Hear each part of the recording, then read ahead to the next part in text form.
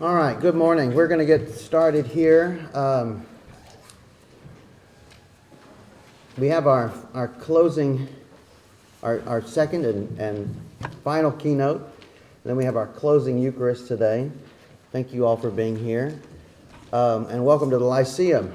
You can learn a little bit about Alexandria while you're here, just not during the keynote or the Eucharistic service. I did want to say a thank you. So the Bishop of Rome has many, many titles. Some of them we acknowledge. And one of them that I like is the servant of the servants of God. And I think that what I've seen, and I've floated around to some of the groups, whether you noticed it or not, is that the servants of God were at work on Friday and Saturday. And so I want to thank you for that. I've already started to receive drafts, and I've read a little bit. Bill, Suzanne, I read a little bit of your group. But there was one servant of the servants of God that I want to recognize, and she's going to kill me for doing this, but Mary Lou, I know, you were essential. So I'd actually like us to give her a round of applause.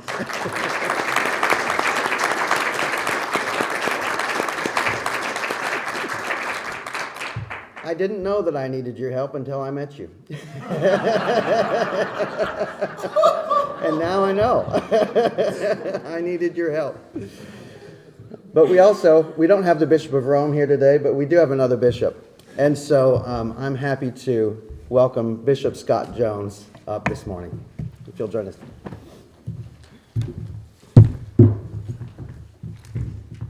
Ryan, you just gave people insight into my 42 years of marriage. Yeah.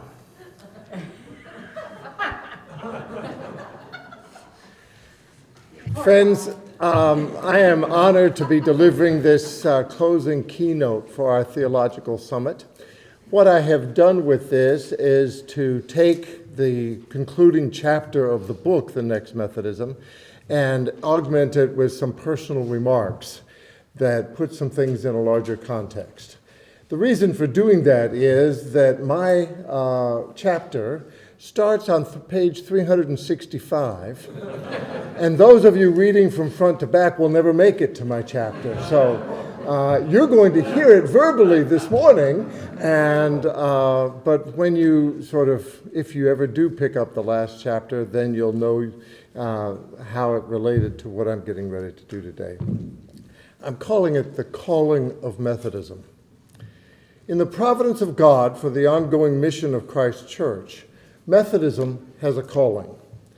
The next Methodism will thrive to the extent that it is faithful to that calling.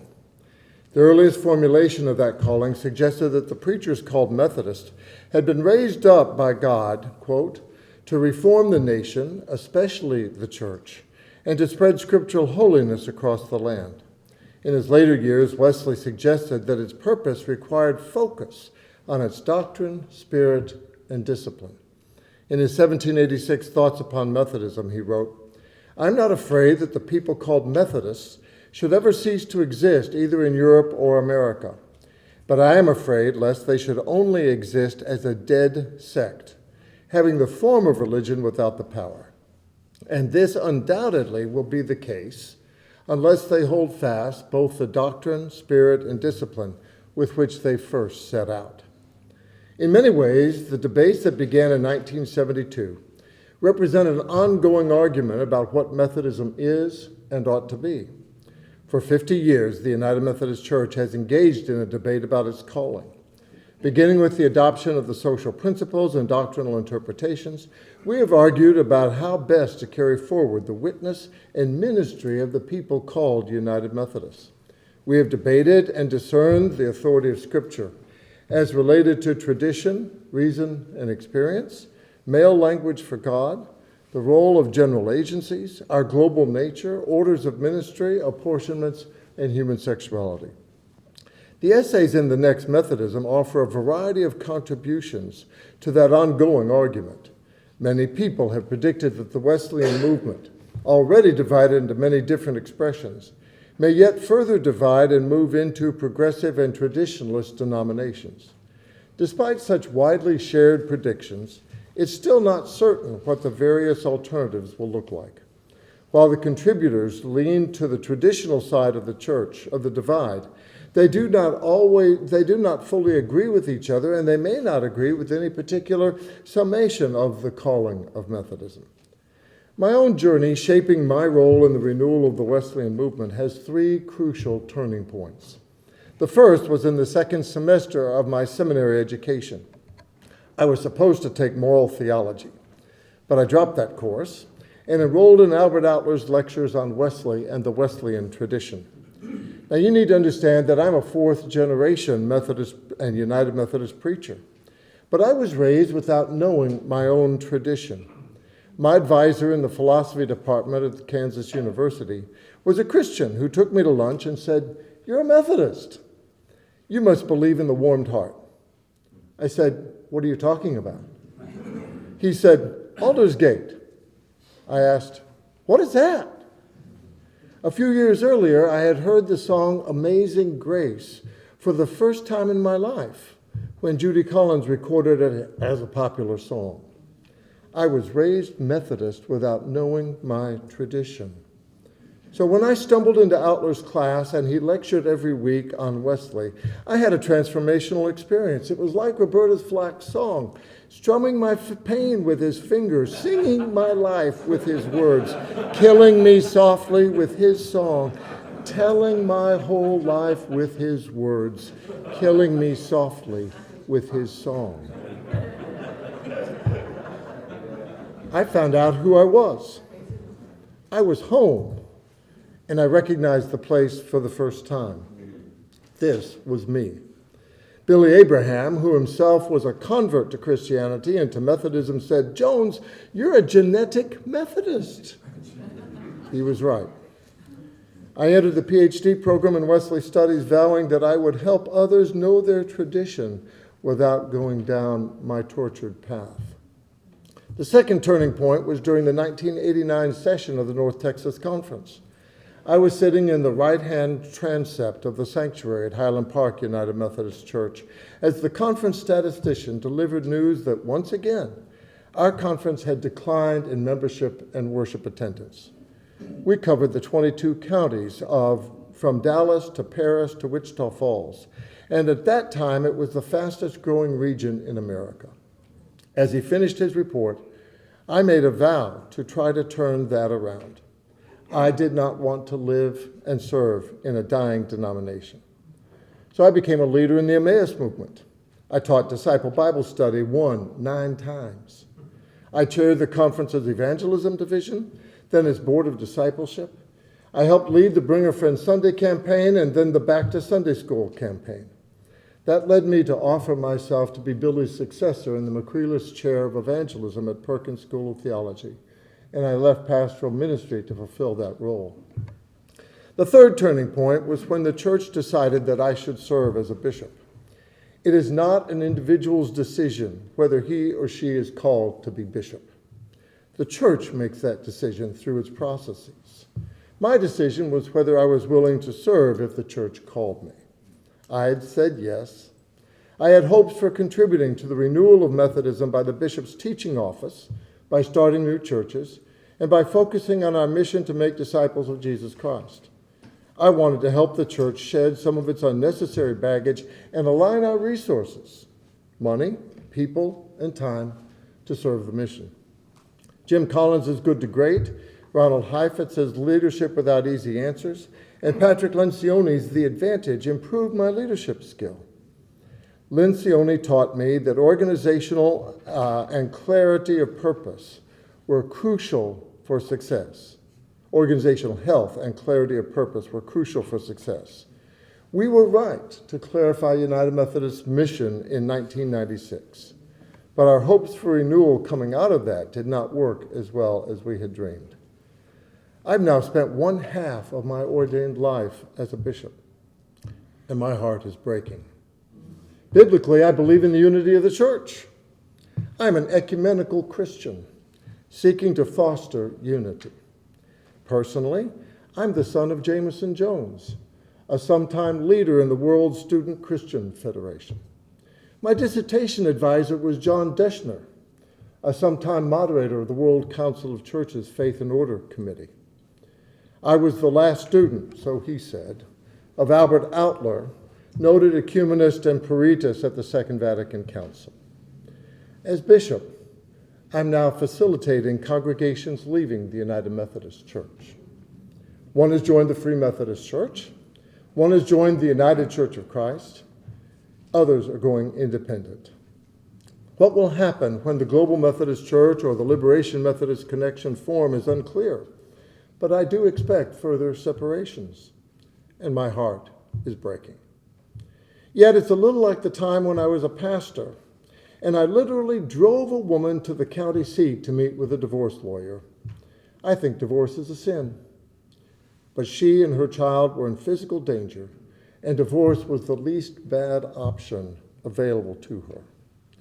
I've come to believe, based on the words and actions of other bishops, that some sort of split in the United Methodist Church is inevitable. It breaks my heart. Whatever shape the Methodist movement takes in coming years, it's important to focus on who we are and whose we are. Only with that clarity can we give our best service to Christ and his mission in the world. I believe the whole world desperately needs what the Wesleyan movement has to offer. But we are like people hoarding food while those around us are starving.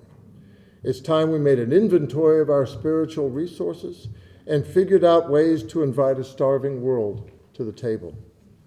Albert Outler once told me that if I ever had the choice of political power or the power of ideas, I should always choose the power of ideas. He was a wise man. I, however, have opted for both in my life. But he was truly correct in giving precedence to how our vision and our ideas can shape reality. That's why this theological summit and the book are so important in helping give form to the next Methodism, whatever form it takes.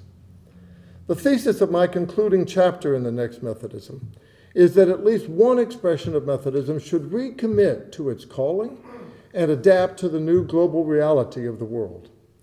Essential to this transition is a full determination of Methodism's essential calling, a willingness to jettison unhelpful bureaucratic and ideological baggage accumulated since 1968, and a commitment to the new global reality of Christianity.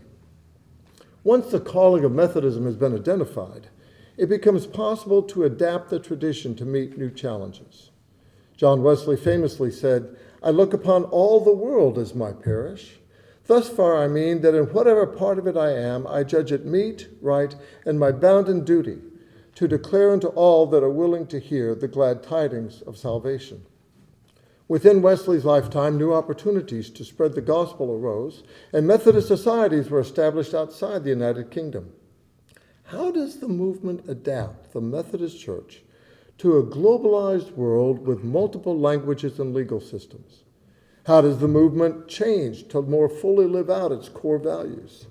Major adaptations were made in 1784, 1816, 1828, 1832, 1844, 1939, and 1968. Surely more are yet to come. The vibrancy of the Methodist movement has persisted throughout these changes. The call to action study indicated in 2012 that innovations about apportionments, general agencies, the accountability of bishops, and theological education were long overdue. United Methodism's failure to make those changes has added to its current crisis. The other criterion for fruitfulness and faithfulness lies in the calling of Methodism and how that is embodied. It is helpful to take Wesley's 3 criteria for vitality and evaluate the movement's doctrine, spirit, and discipline. It's the calling of Methodism to embody the doctrine, spirit, and discipline with which it first set out, now adapted to global reality in the 21st century. Doctrine. When Wesley helped create the Methodist Episcopal Church in America, he sent over articles of religion to provide a doctrinal basis for the newly formed church. The articles have remained unchanged since 1808 when the restrictive rule was passed. In 1968, at the union with the Evangelical United Brethren Church, The Confession of Faith was added and also brought under the restrictive rules.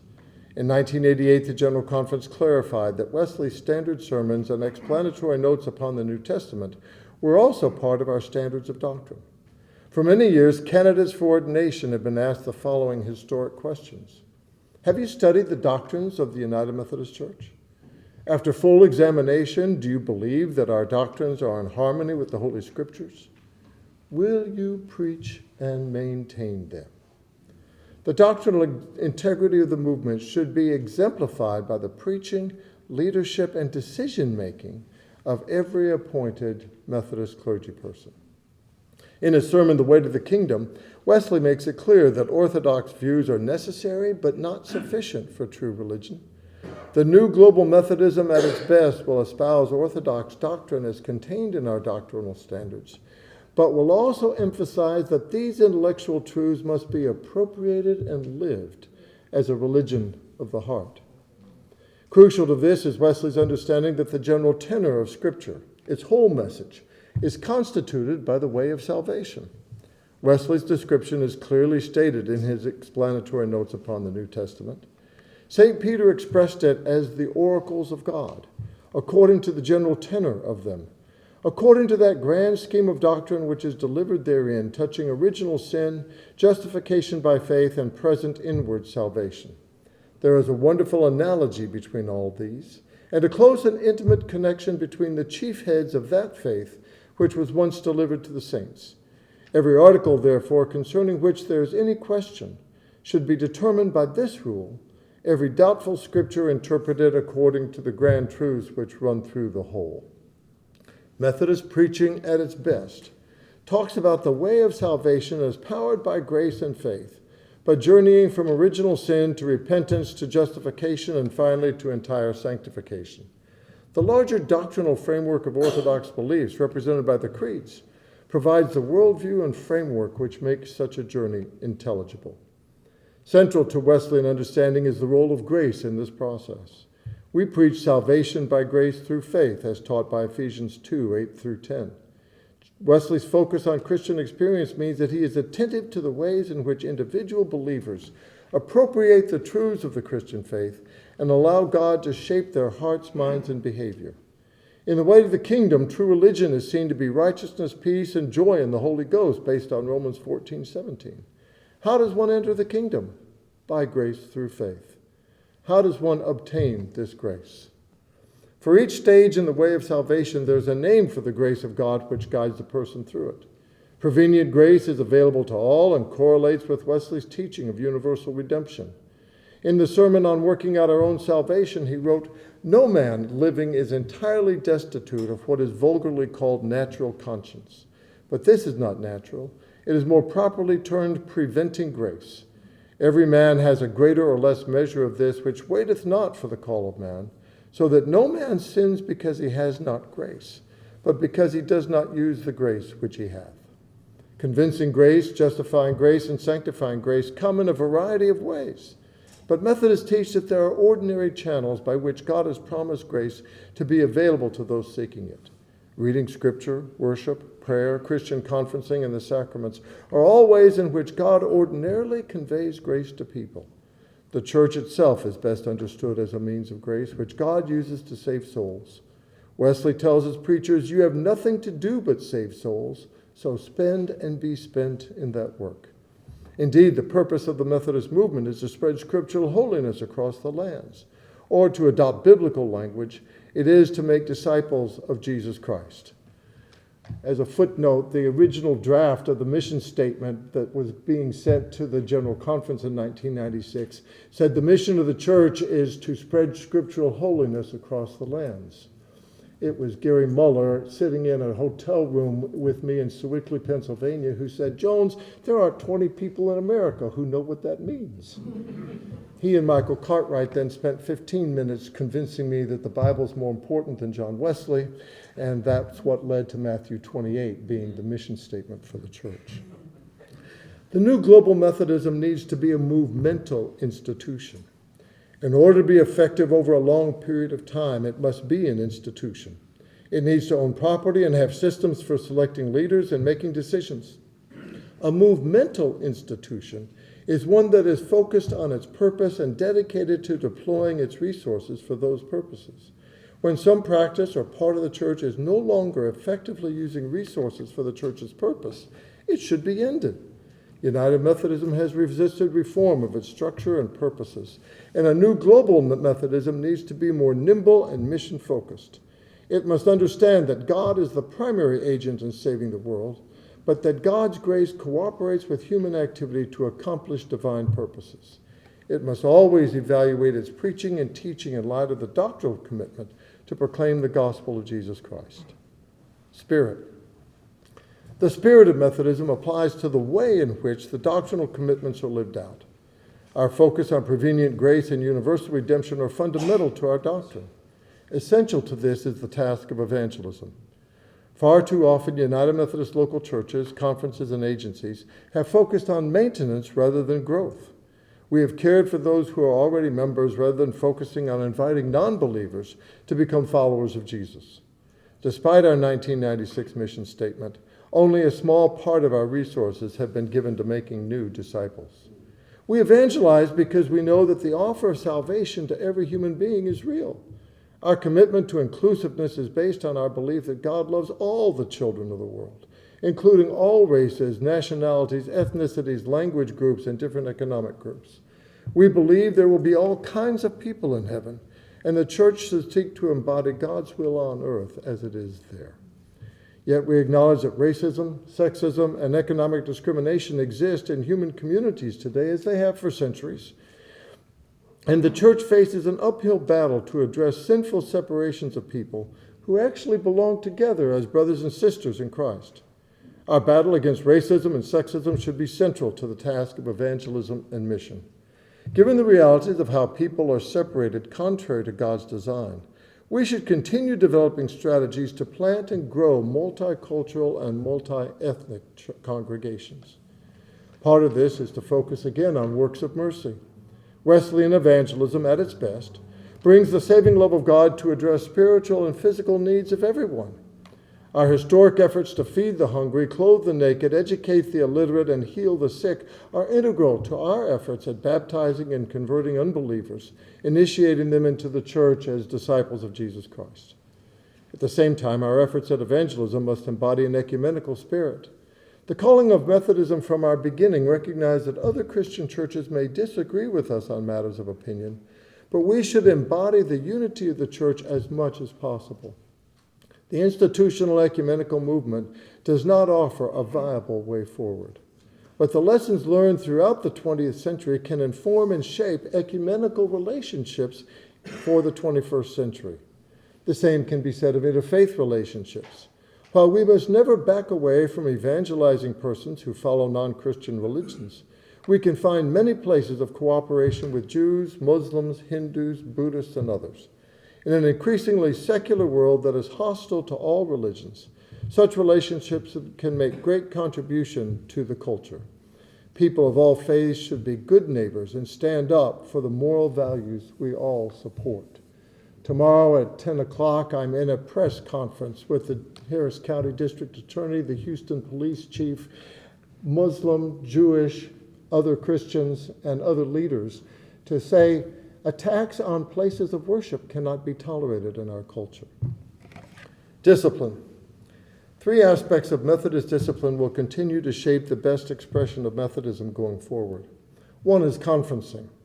Wesley believed that Christian conferencing was a means of grace, and following his death, the Conference of Preachers took on the governance of the movement and denominations that formed from it. Over time, laity were added to this structure, and the cooperation of clergy and laity in decision-making bodies is a hallmark of Wesleyan church government. The second aspect is episcopacy.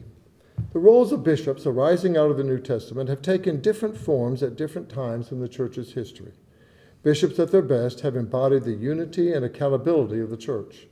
For the sake of unity, they have coordinated the conference's action in maintaining the doctrinal and missional aspects of Methodism's life as a community of faith. They've held preachers and congregations accountable for their obedience. The Methodist system of itinerancy has helped produce that unity and effectiveness while providing greater inclusiveness for women and persons of color in the ministry. The third aspect is the global nature of the denomination. Greater opportunity for travel and international commerce, along with the global communication patterns and increased migration taken together, mean that the world is a more integrated and interrelated place than ever before. I serve in Houston, the fourth largest city in the United States. By some measures, it's the most ethnically diverse city in America. Some have estimated that 25% of its citizens were born outside of the United States. Methodism must learn better how to express and embody that global nature of a denomination in order to be effective in ministry. Decisions about key doctrinal and ecclesial issues must be taken with a global view of Christianity in mind. The most faithful and fruitful expression of Methodism in the 21st century will be global. It will take into account the vitality of Christianity in Africa, Asia, and Latin America. Multiple commentators have noted that the center of Christianity is shifting to those continents. The United Methodist Church has the huge advantage of making decisions in a general conference that includes people from outside the United States. If structural changes come, the most global entity will have the best chance of fruitfulness for the Methodist movement. An opportunity. God has a mission for Methodism in the 21st century. The church described in these essays in the book, and by the conferencing at this theological summit, will be faithful to the Wesleyan tradition and effective in accomplishing God's mission going forward. It's worth noting that Ross Douthat, a contributor to the New York Times, offered a vision of what Christianity should look like at the conclusion to his book, Bad Religion: How We Became a Nation of Heretics. He wrote, first, such a faith should be political without being partisan. Second, a renewed Christianity should be ecumenical, but also confessional. Third, a renewed Christianity should be moralistic, but also holistic. Finally, a renewed Christianity should be oriented towards sanctity and beauty. Frankly, that sounds like the extreme center to me. The next Methodism can be all of those things if we are clear about our calling and willing to adapt to our new missional context. May it be so.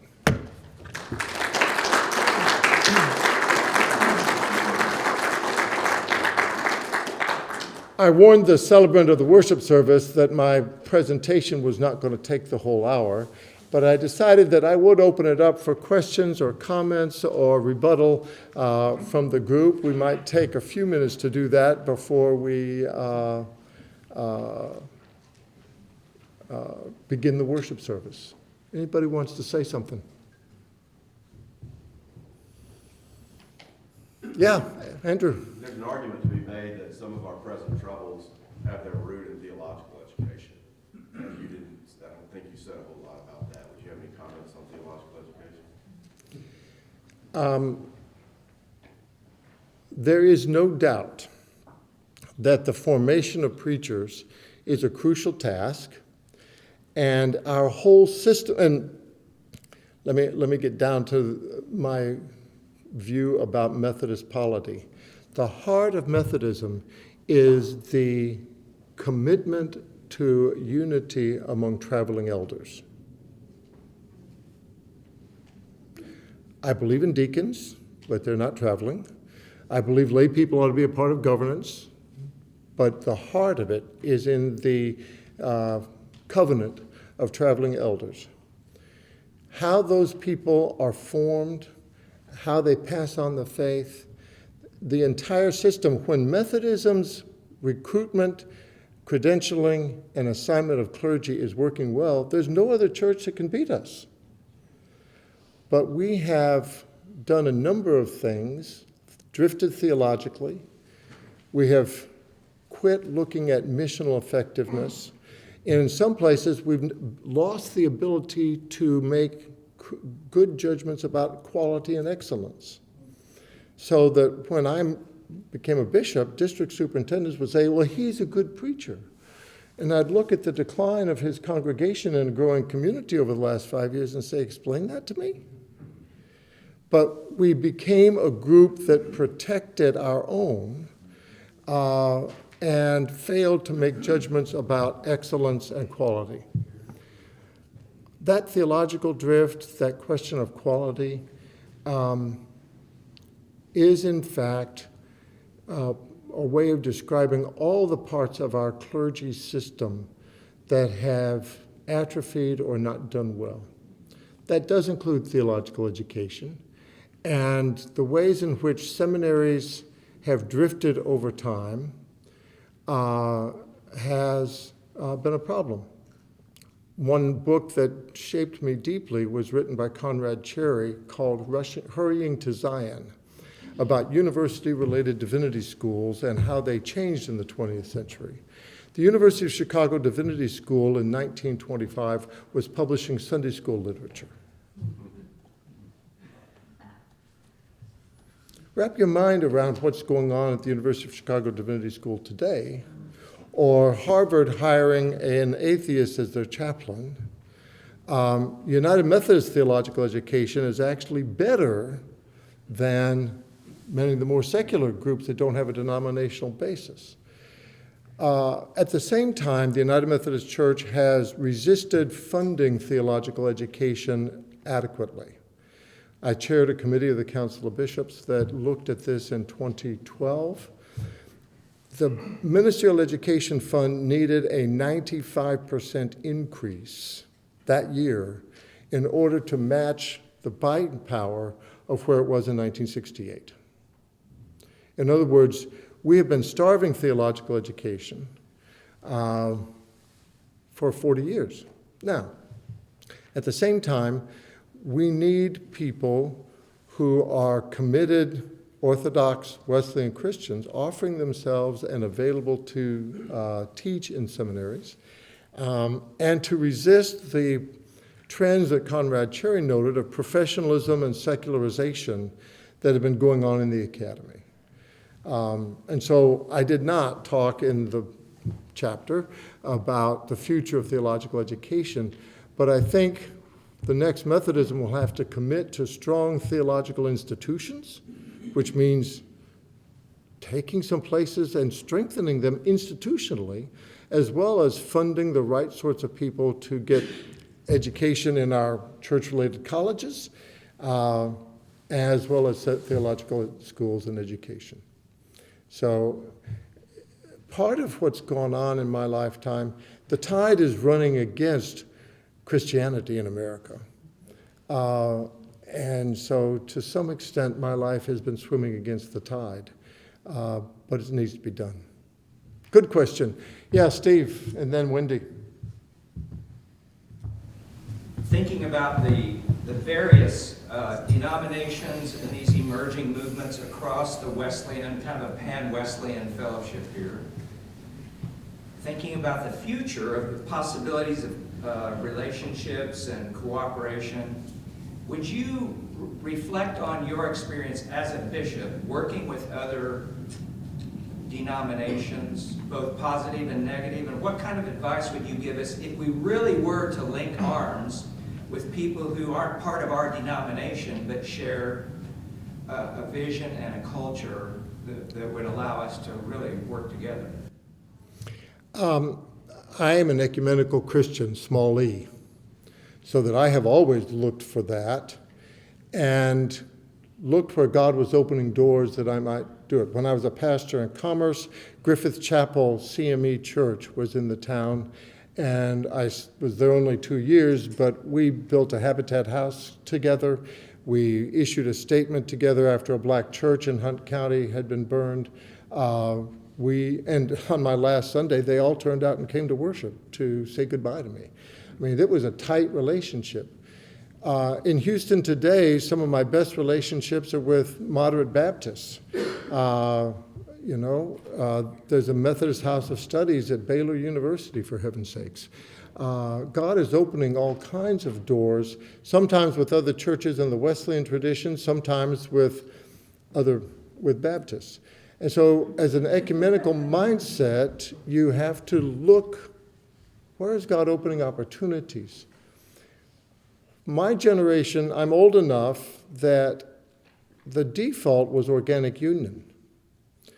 This really comes out of the World Council of Churches' vision that all the Christians in any country should be one in that country. And so that's why the Methodists joined with the Evangelical United, why the EUBs joined first, and then the Methodists joined. There was this vision of organic unity that I think is now unattainable. But instead, building mutual understanding, then that takes time. I spent 10 years in dialogue with the Roman Catholics on the international level. I understand Roman Catholicism a whole lot better than I did before I was in those dialogue meetings. Looking for common ground and building places of joint action, but that requires an investment of time to build trust, to build relationships, and so making that a priority. I've done that as a bishop, and I think all of us can do that wherever we are. So maybe that's enough. Wendy. I just have a question for you about how you perceive the culture of accountability. How does that change? We're culturally in a society that celebrates being nice to one another, and then within our own, well, you know it very well, within the Council of Bishops, where accountability, it seems hard to see people leave, which was part of our early Methodism, was if you didn't follow the discipline and the guidelines, you left, you were kicked out. So how do we maintain grace and also have a cultural shift towards a stronger accountability? There's a joke that when bishops are consecrated, somebody puts their hands on their head, and when they lift them up, they take the backbone out with them when they do that.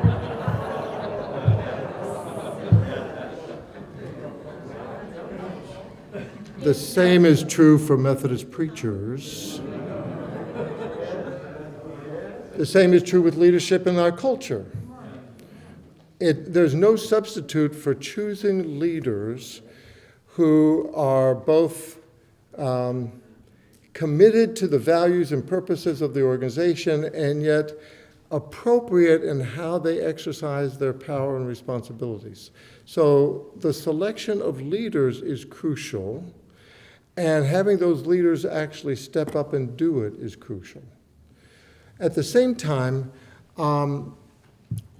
within our denomination, talking about accountability of bishops, the lack of accountability for bishops in our system is built on some historic assumptions about what kinds of bishops were being elected, but also the jurisdictional system which protects national and global accountability. The jurisdictional system was created by white Southerners because they didn't want Yankees or black people messing around with their conferences. And so every time a white Southerner is complaining to me about bishops in the West or another jurisdiction, I say, it was speaking of my Kentucky roots now, our forefathers and foremothers who created this for racist and sectional reasons. And so there is at the heart of our polity this compromise made in 1939 that prevents effective action being taken. But that's true in local churches, and that's true throughout our culture. And the polarization in the culture and the internet, a fascinating book to read is called The People. It's about the internet and how the people now don't trust authority in any sphere because they're in an echo chamber of everybody who agrees with them. The public. Revolt of the public. He predicted Trump in 2013 because anybody who's playing to the gallery can get away with lying because nobody's going to fact check them. I'm appalled. I live near the premier medical center in America. And when our hospital leaders tell people, get vaccinated, a lot of folks, Methodist folks, Christian folks in my conference refuse because they think ivermectin is going to take care of it and it's all a hoax anyway. So where do we, as a culture, begin to build that kind of trust and communicate? What else? Tom. Do some forecasting. Where will the United Methodist Church be this time next year? I told, my first general conference was in 1970. I've been going to general conferences for 52 years. I am more uncertain today than at any time in my whole ministry. I can't give you a prediction. Yeah, Andy. What would be your assessment of the strength of the movement? We all look at the bishops and clergy who have been, largely progressive in their orientation, and so they're a monolith. But then around the kitchen tables and the people in the pews who have learned to keep their traps shut because they don't want to get in bickering with fellow parishioners or others. But if they were quietly, if there was a private vote, and they were deciding how much of the church do you think is actually with us if they had the freedom to have their preferences? Are we a more conservative denomination than we would realize? Yeah, I think that last phrase, we are more conservative than we realize, is accurate, partly because so many people pay attention to only the superficial stuff of the internet. Facebook is an absolutely terrible monitor of the health of Methodism, because the people who are going to be speaking there are the activists who want to get their message out. There's more health in Methodism than people realize, and yet there are also huge dangers. We need a whole new generation of young clergy coming up. My conference is better off than most. I talked to a bishop the other day that going into the appointment season, 14 clergy short. We don't have that problem in the Texas Annual Conference, but that's partly because our salaries are the highest in the denomination. We've also been working under Bishop Huey and now me for 17 years at recruiting young clergy. So we're in better shape. I also think that take the mission statement of making disciples. We passed it in '96, and I was naive thinking that, it'll filter down. It was a 20-year project, but now that we're 20 years past it, it didn't have the impact I had hoped for. The Towers study in 2010 said everybody can repeat that phrase, they just don't know what it means. So in an internet age, in a polarized age, how do you communicate to people the way of salvation? How do you communicate to people what discipleship really looks like? How many churches have a robust discipleship system? George Hunter has a great illustration in one of his books where he says, a layperson came to him and said, I feel like I'm bowling, but there's a cloth in front of me telling me that so that I can't see the pins. Now that I become a Christian, what am I supposed to do next? Well, how many people have a solid answer? Pastors have a solid answer to that. So that there's a theological renewal, and part of what I'm excited about this gathering is there were ideas put on the table into some sort of written form to help in that educational process. Yeah.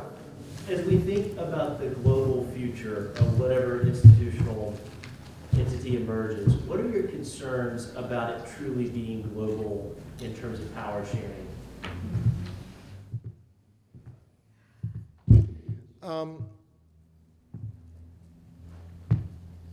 The crucial question is what is essential to global unity and must be the same everywhere in the world to belong to the same denomination, and what things are appropriately variable. For example, I think ordination of women is a rock bottom non-negotiable for the United Methodist Church and any group that comes out of it next. It's a huge advantage. I'm bishop in Laos. It's a huge advantage for us over the other Protestant church there. It's biblical. It's the right thing to do. We can't have a church where one annual conference on principle refuses to ordain women. On the other hand, does every church need to have a 9-person nominating committee chaired by the pastor? What if in Zimbabwe it's done differently than that? Is that okay? You see what I'm saying? So that what are the things that are variable and getting that right? Secondly, and the general conference needs to attend to the first group of things, allowing some variation in the other ones as well.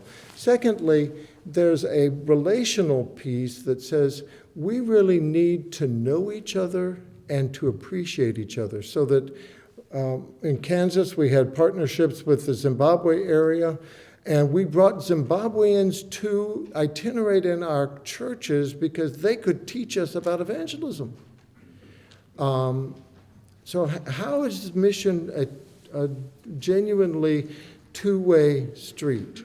Too many Americans are still living out of our job is to save those heathen in dark Africa, rather than an appreciation. And I will say this, the General Board of Global Ministries has made huge progress in the last 15 years when they talk about mission from every place to every place, talking about evangelism, so that kind of relationship building is crucial.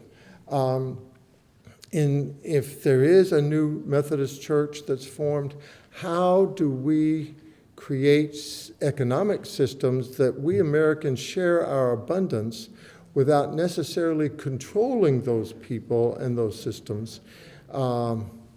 Those are some issues. It's really about American sensitivities to what God is doing and a willingness to be humble and share power that doesn't simply grow out of our money.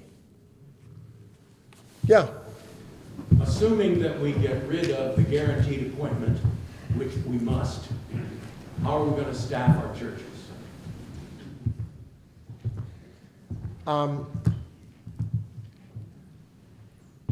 Guaranteed appointment has some advantages as well as disadvantages. And in fact, it has not bothered me very much in my leadership as a bishop, partly because they forgot to take my backbone out.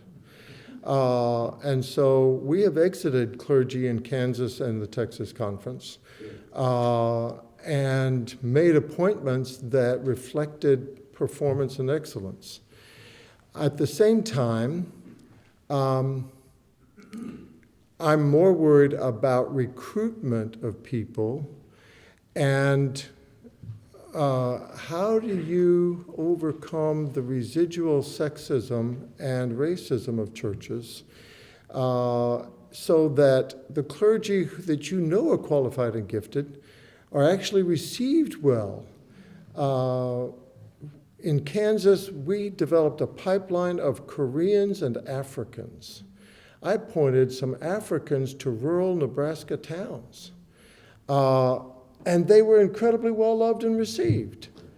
And so it's partly how do you educate local churches, but also the clergy so that open itinerancy really does work. So for me, guaranteed appointment is not, again, it's mostly about backbone of leadership and a willingness to make tough judgments. Yeah, Bill. I was intrigued by your reference to Bishop Outler, Professor Outler's distinction between power politics and power ideas.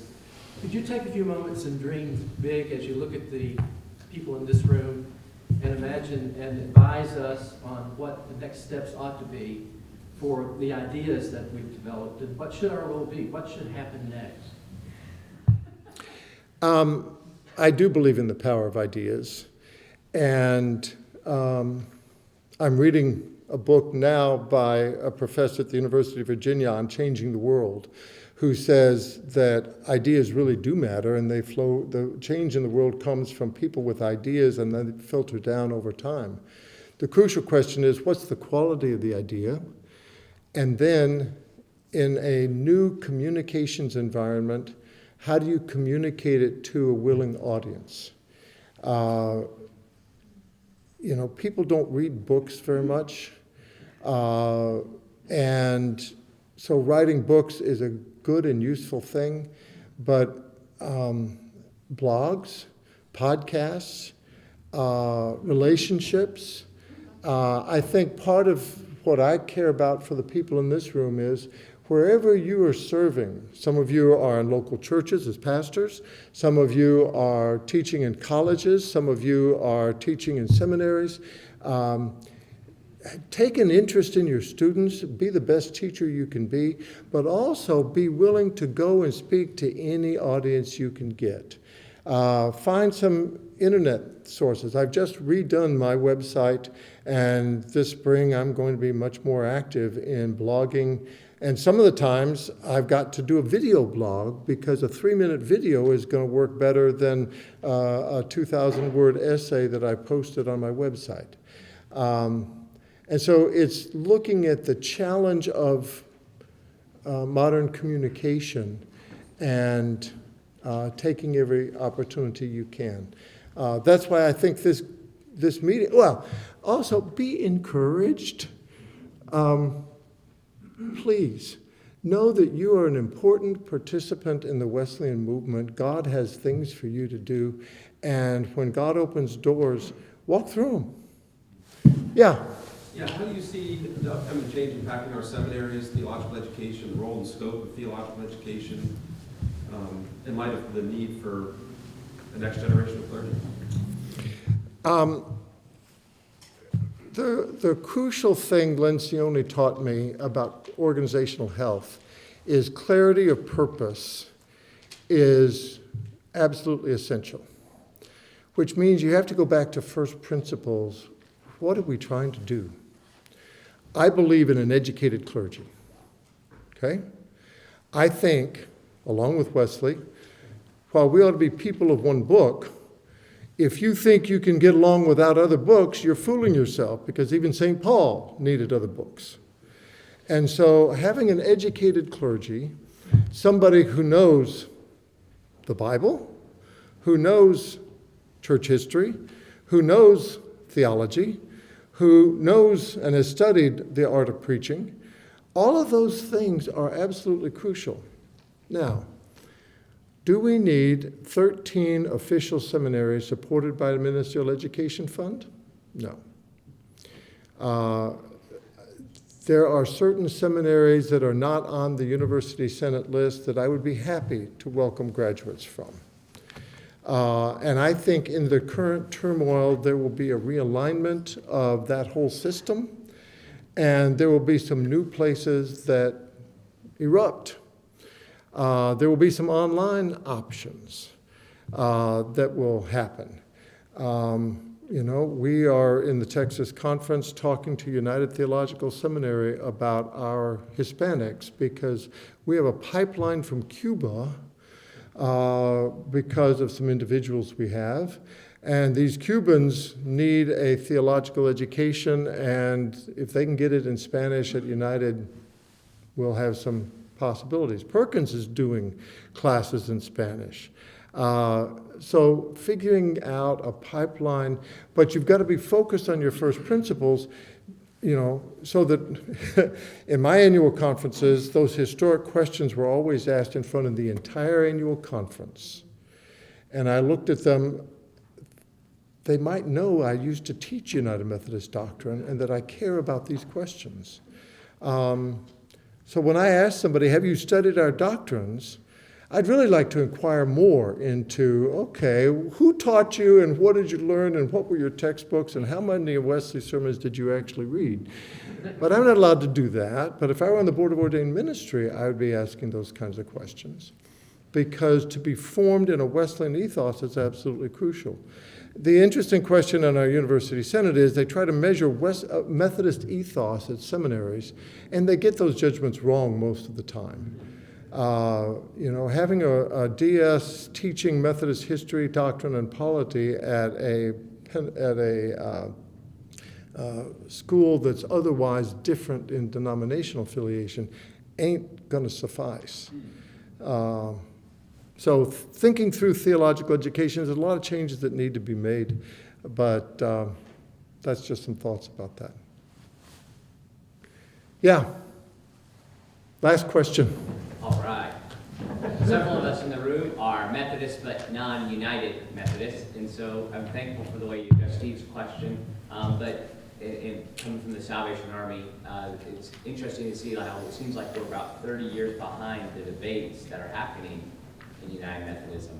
My question is, looking back and being in ecclesial leadership, Episcopal leadership, as you have been, Bill Hinson said somewhere in the early 2000s, started to say, well, maybe there needs to be an amicable separation.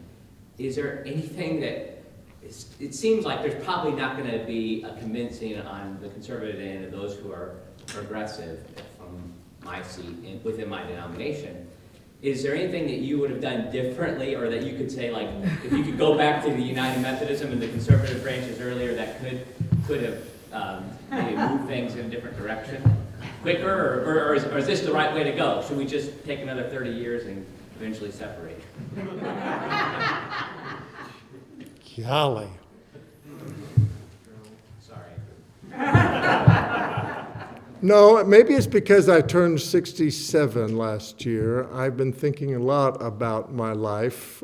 Sometimes I quote to myself John Wesley's letter to Charles, "Ready me vita priori." Give me back my former life. I had a tenured professorship at SMU.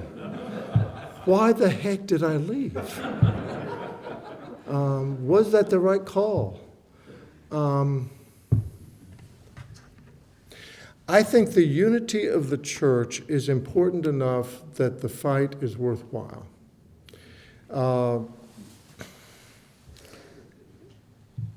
Bill was right when he proposed amicable separation. It was the 2004 General Conference. I remember it well. I was there as a delegate. We were all appalled. It was premature. And there was a chance that United Methodism might have stayed together and a different outcome might have happened. In our denomination, though, obedience to the discipline is such a core value that the trump card is that progressives are prepared to violate the discipline in multiple ways. And we don't have the accountability systems to fix that easily. And so if you have a disciplined group of people prepared to violate the discipline, disciplined in their own ranks, prepared to, violate the discipline, then the solution becomes intolerable. And so it's really the last, I set out 6 years ago to look for the third way. Surely. I talked to all kinds of people in all kinds of places. And 4 years ago came to the conclusion, it's a unicorn that doesn't exist. I have a lot of friends and colleagues who still believe the unicorn is just over the hill. They saw it, and it's just right there if we just go. And instead, it's important to quote Yeats, "Turning and turning in the widening gyre, the falcon cannot hear the falconer. Things fall apart, the center cannot hold." I told you, my heart's breaking. Until I come hang out with you guys and you give me encouragement. Thank you so much for being here. It's been a blessing to me.